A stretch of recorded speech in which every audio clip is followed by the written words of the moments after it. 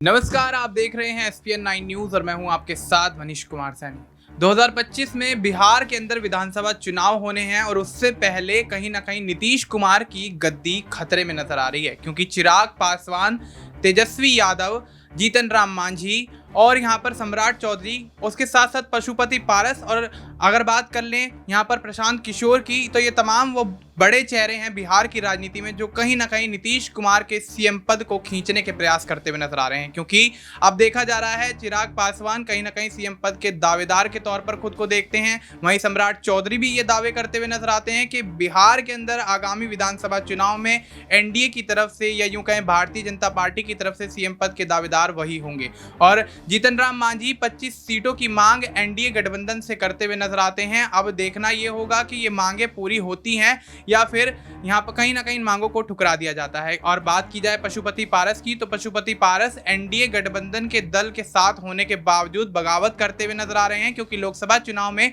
पशुपति पारस को एनडीए ने एक भी सीट नहीं दी और उसका कहीं ना कहीं बदला लेने के लिए यहाँ पर पशुपति पारस एनडीए के खिलाफ उतरते हुए नजर आ रहे हैं और 243 सीटों पर होने वाले चुनाव में अपनी पार्टी से प्रत्याशी उतारने की बात कह चुके हैं। और ऐसे में अब बात की जाए प्रशांत किशोर की, तो प्रशांत किशोर भी आगामी विधानसभा चुनाव में ताल ठोकते हुए नजर आएंगे। एक समय पर राजनीतिक सलाहकार के तौर पर भूमिकाएं अदा करते हुए नजर आए, तमाम पार्टियों के साथ रणनीतियां बनाते हुए नजर आए। लेकिन अब बिहार में सियासी हलचल इस कदर बढ़ गई है कि सम्राट चौधरी के साथ साथ चिराग पासवान और उनके साथ साथ प्रशांत किशोर और तेजस्वी यादव के बीच कड़ा मुकाबला देखा जा रहा है। अब देखना दिलचस्प होगा कि आने वाले समय में आखिर बिहार की राजनीति में क्या कुछ फेरबदल होते हैं। इससे जुड़े तमाम मुद्दे यहाँ पर हैं। तमाम मुद्दों पर चर्चा करने के लिए हमारे साथ शालिनी मौजूद हैं। शालिनी, बहुत बहुत स्वागत है आपका। शालिनी, किस तरीके से देखती हैं बिहार के पूरे सिनेरियो को, जिस तरीके से यहाँ पर चिराग पासवान, सम्राट चौधरी, जीतन राम मांझी, प्रशांत किशोर और तमाम बड़े चेहरे सीएम पद की खींचतान के बीच कहीं ना कहीं बिहार की राजनीति को हिलाने की कोशिश कर रहे हैं, तो क्या लगता है कि आगामी विधानसभा चुनाव में बिहार के अंदर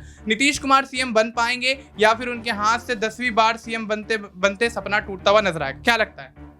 देखिए मनीष, बिहार में अब जिस तरीके से हालात पैदा हो रहे हैं, ऐसे में तो कयास जो हैं वो कुछ और ही कहते नज़र आ रहे हैं। अभी हाल फिलहाल में तेजस्वी यादव की मुलाकात हुई थी नीतीश कुमार से। लगभग 30 मिनट तक उनकी बातचीत हुई। उस बातचीत में क्या बातें हुई ये तो अभी तक सामने नहीं आया है कि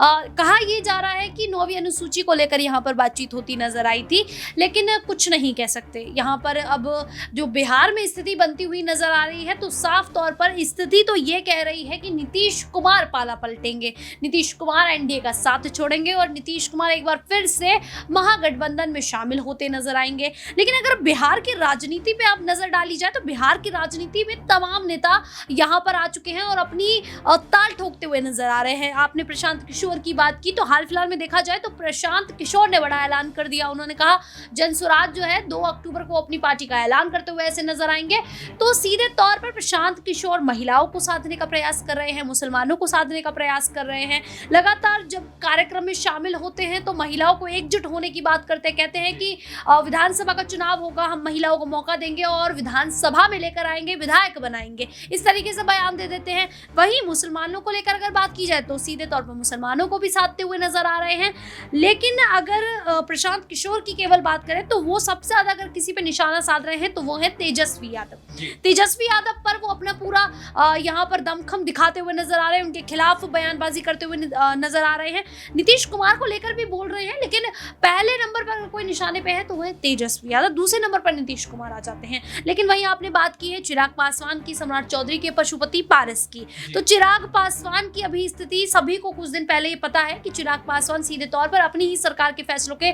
विरुद्ध जाते हुए नजर आ रहे थे। चिराग पासवान ने अपनी ही सरकार के एक भी फैसले का समर्थन नहीं किया, भारत बंद में विपक्षी पार्टियों का समर्थन कर दिया, जिसके बाद भारतीय जनता पार्टी को एक डर सताने लगा कि चिराग पासवान जो है आखिरकार उनके सुर अचानक से इतने कैसे बदल गए, अपनी सरकार के खिलाफ कैसे बोलने लगे, इतना कॉन्फिडेंट कहां से आ गया उनके अंदर, जिसको लेकर कहीं ना कहीं देखा जाए तो भारतीय जनता पार्टी ने एक रणनीति अपनाई और पशुपति पारस से मुलाकात की। जब पशुपति पारस से उनकी मुलाकात हो जाती है उनके चाचा की, तो चिराग पासवान जो है कहीं ना कहीं थोड़े शांत होते नजर आते हैं। उनसे पूछा जाता है कि आप अपनी ही सरकार के फैसलों के विरुद्ध क्यों जा रहे हैं, तो कहते हैं कि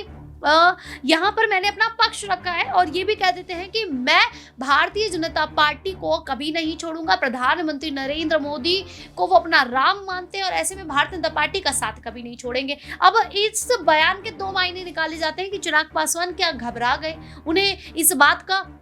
आभास हो गया कि अगर इसी तरीके से वो बयानबाजी अपनी ही सरकार के खिलाफ करते रहे तो उनकी जो जगह है पशुपति पारस को भी मिल सकती है। अभी अगर भारतीय जनता पार्टी चिराग पासवान को लेकर पशुपति पारस को एक भी सीट नहीं दे सकती, तो अगर चिराग पासवान उनकी मुश्किलें बढ़ाते हैं तो क्या चिराग पासवान से पूरी जिम्मेदारी लेकर पशुपति पारस को नहीं सौंपी जा सकती? सीधे तौर पर है उनके दिमाग, उन्हें शायद ये ख्याल भी आया कि मेरे से जिम्मेदारी छीन कर चाचा पशुपति पारस को भी दी जा सकती है, जिसके चलते चिराग पासवान जो है वो भी यहाँ पर अमित शाह से मुलाकात करते हैं और मुलाकात के बाद उनके भी सुर बदल जाते हैं और वो अपनी पार्टी के समर्थन में बोलना शुरू कर देते हैं। तो ऐसे में अगर मनीष बिहार को लेकर बात होती है तो अब स्थिति थोड़ी सी ठीक होती नजर आ रही है, लेकिन नीतीश कुमार को लेकर अब एक बार स्थिति फिर से डामाडोल होती नजर आ रही है और अब सभी को एक डर सता रहा है यहाँ पर एनडीए में, खास करके भारतीय जनता पार्टी को, कि नीतीश कुमार जो है वो अपना पाला न बदल ले। जी बिल्कुल। तो अब ऐसे में जिस तरीके की फिलहाल स्थिति बिहार के अंदर है तो उसमें नीतीश कुमार के पाला बदलने के आसार ज़्यादा नज़र आते हैं, क्योंकि जिस तरह से यहाँ पर मुश्किलें उनकी बढ़ती हुई नज़र आ रही हैं, उनके ही यहाँ पर समर्थित दलों के माध्यम से, एनडीए के माध्यम से, और चिराग पासवान, पशुपति पारस, सम्राट चौधरी, ये वो बड़े चेहरे हैं जो कि बिहार की राजनीति में नीतीश कुमार की गद्दी को हिलाने के पूरे प्रयास करते हुए नजर आ रहे हैं। और ऐसे में पशुपति पारस की जिस तरह से यहाँ पर अमित शाह से मुलाकात हो जाती है, उसके बाद चिराग पासवान कहीं ना कहीं यहाँ पर आराम से बातचीत करते हुए नजर आते हैं, सॉफ्ट रुख अपनाते हुए नजर आते हैं। अब यहाँ पर कहीं ना कहीं देखा जाए तो जिस तरह से पशुपति पारस ने अपनी पार्टी के माध्यम से चुनाव लड़ने का ऐलान किया था, तो अब एक यहाँ पर कयास ये भी लगाए जा रहे हैं कि क्या पशुपति पारस को अगर एनडीए वो साथ वो तवज्जो नहीं देती है तो क्या वाकई यहाँ पर बड़ा खेल करते हुए नजर आएंगे? अगर चुनावी मैदान में उतरते हैं तो क्या एनडीए से ज्यादा सीटें खींचने में कामयाब रहेंगी? शालिनी, अगला सवाल रहेगा कि अगर पशुपति पारस को भारतीय जनता पार्टी तवज्जो नहीं देती है, एनडीए गठबंधन तवज्जो नहीं देता है और चिराग पासवान जिस तरीके से बगावती सुर अपनाते हुए नजर आ रहे हैं, तो क्या आने वाले समय में बिहार विधानसभा चुनाव से पहले चाचा भतीजे की जोड़ी एक साथ होने के आसार नजर आ रहे हैं? और जिस तरीके से यहाँ पर प्रशांत किशोर भी चुनावी मैदान में उतर चुके हैं, तो क्या अगर पशुपति पारस ने चिराग पासवान का साथ नहीं दिया तो क्या पशुपति पारस का साथ ना मिलने के बाद चिराग पासवान प्रशांत किशोर का रुख करते हुए नजर आएंगे? क्या कुछ लगता है आपको? मनीष, जिस तरीके से लोकसभा चुनावों में ये देखा गया था कि जो नीतीश कुमार को यहाँ पर जिम्मेदारी बिहार को लेकर थी, लेकिन अगर पशुपति पारस को लेकर बात की जाए तो पशुपति पारस को सीट बंटवारे फॉर्मूले के तहत एक भी सीट नहीं दी गई थी। पशुपति पारस ने उम्मीद नहीं जताई थी कि लोकसभा चुनावों में उन्हें एक भी सीट बिहार में नहीं दी जाएगी और जो 5 की 5 सीटें हैं वो चिराग पासवान को मिल जाएंगी। उस समय उनकी नाराजगी देखने को मिली थी और पशुपति पारस ने भारतीय जनता पार्टी का साथ छोड़ दिया था। उसके बाद कहीं ना कहीं थोड़े समय बाद ही पशुपति पारस एक बार फिर से यहाँ पर जेपी नड्डा से मुलाकात करते हैं और उनसे मुलाकात होने के बाद उनके भी बयान बदलते हुए नजर आते हैं। कहते हैं कि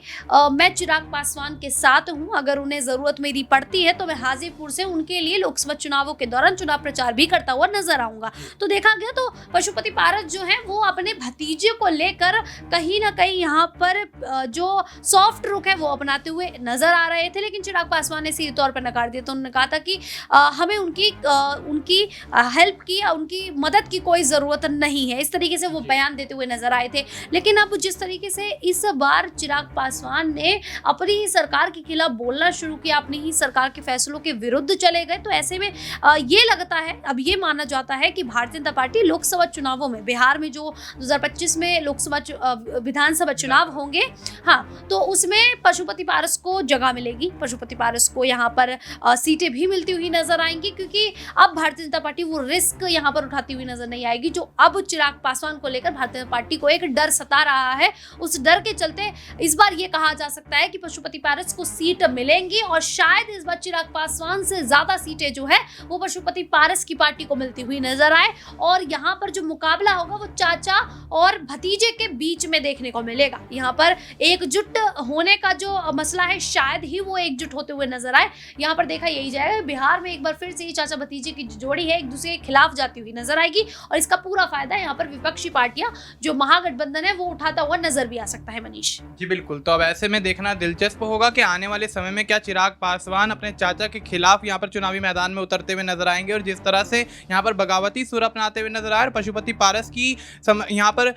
अमित शाह से मुलाकात होने के बाद कहीं ना कहीं वो अपने बगावती सुरों को शांत करते हुए नजर आए और एक बार फिर से सॉफ्ट रुख अपनाते हुए नजर आए। तो क्या अब आने वाले समय में चिराग पासवान की मुश्किलें बढ़ती हुई नजर आएंगी? क्या बिहार की राजनीति में कोई बड़ा उलटफेर होता हुआ नजर आएगा? और पशुपति पारस, सम्राट चौधरी और नीतीश कुमार, और बात की जाए पशुपति पारस, सम्राट चौधरी, नीतीश कुमार और बात की जाए यहाँ पर अन्य चेहरों की, तो कौन यहाँ पर आखिर सीएम पद का दावेदार होगा? किसको यहाँ पर भारतीय जनता पार्टी एनडीए गठबंधन के माध्यम से चुनावी मैदान में उतारती हुई नजर आएगी? क्या प्रशांत किशोर की मुश्किलें बढ़ती हुई नजर आएंगी या फिर एनडीए और इंडिया गठबंधन की मुश्किलें बढ़ती हुई नजर आएंगी? फिलहाल आपको इस मुद्दे पर क्या कुछ लगता है? आप अपनी राय हमें कमेंट करके बता सकते हैं। बाकी देश और दुनिया से जुड़ी तमाम जानकारी के लिए आप देखते रहिए SPN9 न्यूज।